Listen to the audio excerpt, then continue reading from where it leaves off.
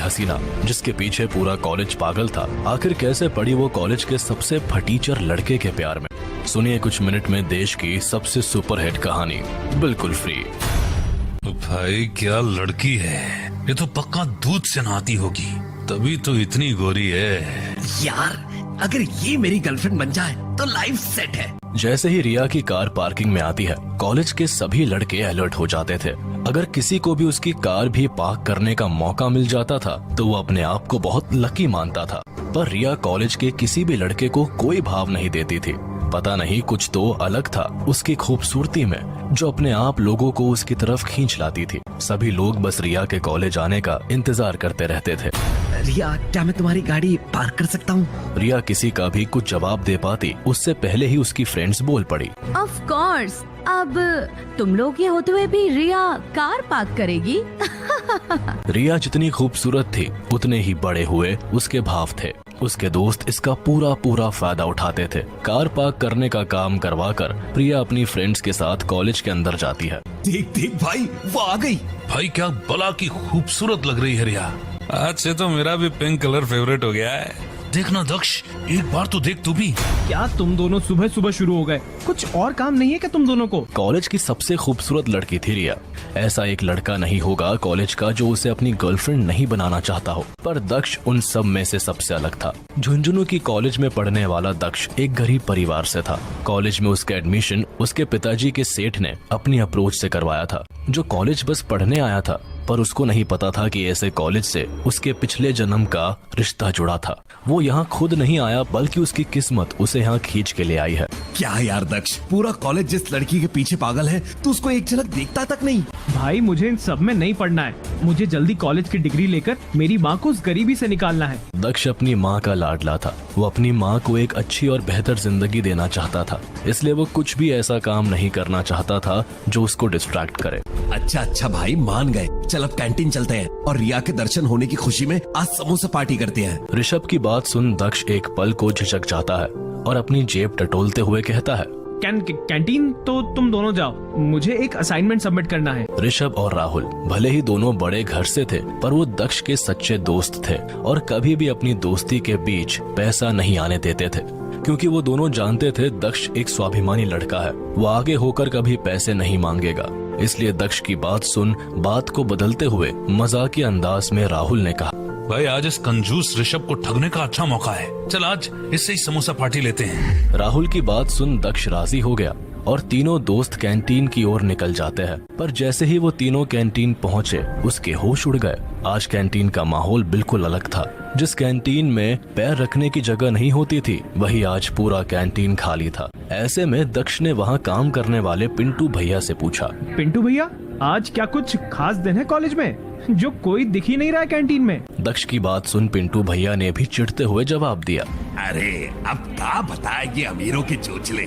वो रोहन बाबा है ना, उन्होंने आज पूरा कैंटीन, इस कॉलेज की सबसे बड़ी तितली है ना, वो क्या नाम है उनका? पिंटू भैया की बात सुनते ही राहुल बीच में ही बोल पड़ा, जिया राठौर की बात कर रहे हो आप भैया? हाँ वही राजकुमारी जी, आज उनके लिए पूरा कैंटीन बुक करवा लिया है, बिना मतलब हम जैसों का काम बढ़ा दिया। अरे गांव बसा नहीं कि भिखारी पहले आ गए। पिंटू भैया और तीनों दोस्त बात कर ही रहे होते हैं कि तभी आंखों पर काला चश्मा लगाए हाथ में फरारी गाड़ी की चाबी घुमाते हुए रोहन वहाँ आ जाता है। गरीब फटीचर दक्ष, तू इस कॉलेज में पढ़ने आ गया मेरे पापा की बदौलत। वो काफी नहीं है जो जहाँ भी मैं जाता हूँ वहाँ तू पहले भीख मांगने आ जाता है। रोहन दिल्ली शहर के सबसे अमीर आदमी का बेटा था। दक्ष के पिताजी उनके यहाँ ही काम करते थे। रोहन पूरे कॉलेज में अपने पैसों का रौब झाड़ता था और दक्ष को नीचा दिखाने का एक भी मौका नहीं छोड़ता था। ऋषभ और राहुल को रोहन बिल्कुल पसंद नहीं था, इसलिए रोहन को देखते ही उन दोनों को गुस्सा आ जाता था। देख रोहन, ज्यादा मत बोल। दक्ष को पूरा कॉलेज फटीचर के नाम से ही जानता था, पर उसके दो ही दोस्त थे, ऋषभ और राहुल, जिसको उसके गरीब होने से कोई फर्क नहीं पड़ता था। वो दोनों हमेशा दक्ष के सपोर्ट में खड़े रहते थे। अरे देखो तो इस फटीचर ने अपना असिस्टेंट भी रख लिया है। तुझे पता नहीं क्या, ये मेरे फादर का कॉलेज है। 1 मिनट लगेगा तुम तीनों को बाहर निकालने में। तुझे बस बोलना ही आता है या कभी कुछ करके भी दिखाएगा? देखो फटीचर का एक और असिस्टेंट बीच में बोला। रोहन सभी की बेइज्जती करे ही जा रहा था। कि कैंटीन में रिया अपनी गर्ल गैंग के साथ आ जाती है। रिया राठौर खानदान की इकलौती बेटी थी, इसलिए बचपन से बहुत लाड प्यार में रही। चूंकि रिया की माँ उस शहर की राजा माता थी, इसलिए कभी पैसों की कोई कमी नहीं थी।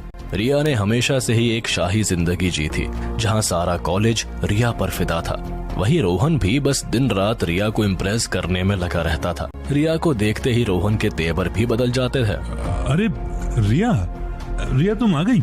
मैं बस अभी इन टीचरों को भेजता हूँ। रिया की नजर जैसे ही दक्ष पर जाती है, वो उसे पूरा ऊपर से नीचे तक घूरती है, क्योंकि एक वही वहाँ पर पुरानी सा शर्ट पहने और अजीब सी पैंट पहने खड़ा था, जहाँ रिया के आते ही पूरे कॉलेज में हल्ला मच जाता था। वही दक्ष को उसके वहाँ होने से भी कोई फर्क नहीं पड़ रहा था। ये बात रिया को बहुत अजीब लग रही थी, इसलिए उसने रोहन की बात को अनसुना करते हुए दक्ष से पूछा, ओह, तो तुम हो the new boy in college? Daksh कुछ बोल पाता उससे पहले ही रोहन बीच में बोल पड़ा, अरे हाँ, वही लड़का जिसका एडमिशन मेरे पापा ने करवाया है। अरे तुम भी छोड़ो ना, क्या इन टीचरों के मुंह लगना सुबह सुबह। दक्ष कॉलेज का सबसे शांत लड़का था। वो कभी किसी को कोई जवाब नहीं देता था। उसकी किसी से कोई लड़ाई नहीं थी। शायद सब लोग इसी का फायदा उठाते थे और उसका खूब मजाक उड़ाते थे।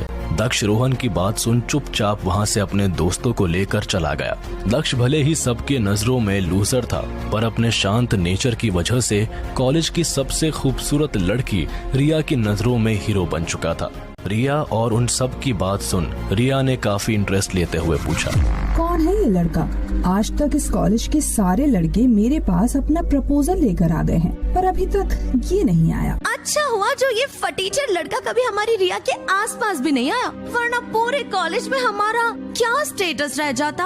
हाँ, हड़बड़ी में निकलते हुए दक्ष की जेब से एक कागज गिर जाता है और जैसे ही रिया की उस पर नजर जाती है, वो चुपके से सबकी नजरों से चुपकर वो कागज उठा लेती है और कागज को पढ़ते ही उसकी आंखें चमक जाती है और मन ही मन सोचते हुए वो बोलती है, अब तो इस लड़की से मिलना ही होगा। कैंटीन से निकलने के बाद ऋषभ और राहुल दोनों को रोहन की बात पर बहुत गुस्सा आ रहा था।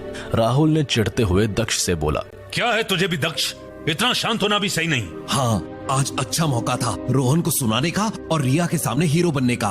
दोनों की बात सुन दक्ष ने उनको शांत करवाते हुए कहा, अरे मुझे रिया में कोई इंटरेस्ट नहीं है, और वैसे भी मेरा प्लान कुछ और है। चलो अभी हम क्लास के लिए लेट हो जाएंगे। रिया के फ्रेंड्स ने दक्ष का मजाक उड़ाते हुए रिया की कही बात को भी इग्नोर कर दिया और इधर दक्ष ने भी अपने दोस्तों को शांत करके इस बात को भूल जाने के लिए बोल दिया था। पर उन्हें नहीं पता था जिनकी किस्मत की रेखाएं 500 साल पहले जुड़ गई थी, उनको कोई भी कैसे अलग कर सकता था। कॉलेज खत्म करके दक्ष और रिया दोनों अपने अपने रास्तों को निकल जाते हैं, पर शायद किस्मत तो उन दोनों के लिए कुछ और ही प्लान कर रही थी। कॉलेज खत्म करके दक्ष रोज पुरानी हवेली वाले काल भैरव के मंदिर जाता था, वही एक लौता मंदिर जो रिया की हवेली में था। दक्ष और उनके दोस्त पूजा की तैयारी कर ही रहे थे, जैसे ही उन्होंने बाहर देखा उनके होश उड़ गए। आज इत्तेफाक से रिया भी उस मंदिर की विशेष पूजा में शामिल हो रही थी। भाई देख, राजकुमारी रिया, तूने कैंटीन में तो इससे बात नहीं की, पर देख यही सही मौका है। हाँ, और वो अमीर ज्यादा रोहन भी यहाँ नहीं है। भाई मुझे लगता है कि रिया तुझ में इंटरेस्टेड है, आज तो बात कर ही ले। दक्ष दोनों की बात सुन चुपचाप अपने काम में लग जाता है, जैसे उसने कुछ सुना ही ना हो, क्योंकि आज की पूजा उसके लिए बहुत स्पेशल थी। आज घर से निकलते हुए उसकी माँ ने भी बोला था कि पूजा के वक्त जो नक्षत्र होने वाले हैं वो आज से 30 साल पहले हुए थे, पर पता नहीं क्यों उसकी माँ के चेहरे पर चिंता भी झलक रही थी, जैसे 30 साल पहले कुछ ऐसा हुआ हो जो दक्ष की माँ जानती थी। इन सब बात को ही ध्यान में रखते हुए दक्ष मन ही मन सोचता है, पता नहीं आज से पहले मैंने माँ को कभी इतना परेशान नहीं देखा जितना वो आज लग रही थी।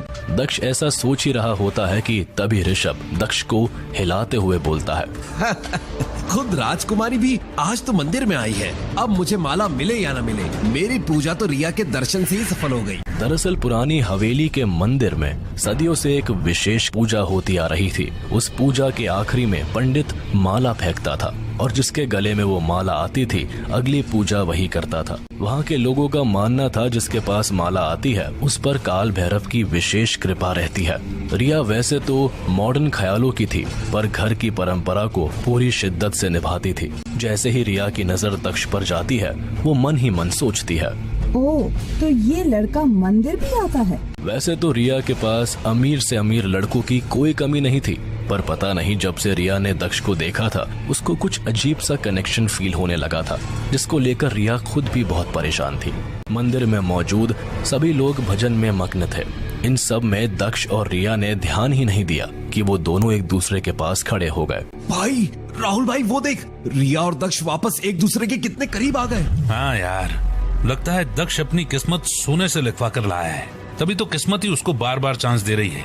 जिस लड़की की एक झलक के लिए सब तरसते हैं वो उसके पास खुद ही आ रही है। ऋषभ और राहुल दोनों अपनी बातों में लगे हुए थे, पर दक्ष और रिया दोनों ही पूरी तरह भैरव की भक्ति में लीन थे। उन दोनों को किसी से कोई मतलब नहीं था, और जैसे ही पूजा खत्म कर पंडित जी ने माला फेंकी तो जिसके गले में माला आकर गिरी वो देख सभी के होश उड़ गए। अरे राजकुमारी जी, आप और ये माला? वो माला दक्ष और रिया दोनों के गले में एक साथ आकर गिरी, जैसे वो उनको एक दूसरे से जोड़ रही हो। सभी लोग बस एक टक उन दोनों को ही देखे जा रहे थे, क्योंकि एक तरफ राजघराने की रिया और एक तरफ गरीब फटीचर दक्ष। किसी को भी अपनी आंखों पर यकीन नहीं हो रहा था आखिर ये सब क्या हो रहा है। पर जैसे ही वहाँ मौजूद बाबा ने ये देखा तो उन्होंने चौंकते हुए कहा, किस्मत की भी ये रीत अजीब, फिर मिला रहा है तुम दोनों को नसीब। जिसने दिया था पहले धोखा, मिलेगा उसको इस बार मौका। सभी बाबा की बात सुन हैरान थे। तभी माहौल को शांत करने के लिए ऋषभ ने मजाक के अंदाज में बोला, क्या बाबा, ये कोट्स आज ही सोशल मीडिया से चुराए क्या? उसी मंदिर के पास बैठी एक बूढ़ी औरत ये सब सुन रही थी, जो सालों से उसी मंदिर में अकेली रहती थी, जैसे वो किसी का वहाँ इंतजार कर रही हो। और जैसे ही उसने दक्ष और रिया को साथ देखा, वो चिल्लाते हुए मंदिर में आई और दक्ष और रिया को घूरने लगी। क्या हुआ? ये माला आपको चाहिए? पता नहीं कौन थी वो बुढ़िया, और वो रिया और दक्ष को देख के बिना कुछ कहे वहाँ से चली जाती है, जिसको आज तक इस मंदिर से कोई नहीं निकाल पाया। पता नहीं उसने आज ऐसा क्या देख लिया कि वो खुद ब खुद ही वहाँ से चली गई। बाबा की ऐसी अजीबोगरीब बात पर दक्ष ने ध्यान नहीं दिया और गले से माला उतारते हुए बिना नजर ऊपर किए बड़े ही प्यार से बोला, सुनिए, ये माला आप रख लीजिए राजकुमारी जी। अपना भाई तो कुछ ज्यादा ही नर्वस हो रहा है। हाँ देखना, इसकी तो आवाज भी नहीं निकल रही। रिया पहले ही दक्ष से काफी इम्प्रेस हो चुकी थी, जहाँ सब लोग उसकी खूबसूरती के दीवाने थे और कैसे भी उसको बस पाना चाहते थे। वही रिया के इतने पास होकर भी दक्ष ने आंख उठाकर भी नहीं देखा था। ये बात रिया का दिल जीत ले गई और वो दक्ष को एक नजर बस देखती रही। पर जैसे ही रिया की नजर दक्ष के हाथ पर गई, उसके पैरों तले जमीन खिसक गई और माला को हटाते हुए उसने चौंकते हुए कहा, ये अंगूठी तुम्हारे पास कैसे आई? आखिर क्या था उस अंगूठी का राज? क्यों उसे देखते ही रिया इतना परेशान हो गई थी? और कौन थी वो पागल बुढ़िया? क्या वो दक्ष और रिया के बारे में कुछ जानती थी? आखिर क्या था बाबा के कहने का मतलब? क्या इन दोनों का कोई अतीत का रिश्ता था? आखिर किस्मत किसको मौका देने वाली थी? किसने किसको धोखा दिया था? और आखिर सच में रिया दक्ष को पसंद करने लगी थी या फिर इसके पीछे कोई और राज छुपा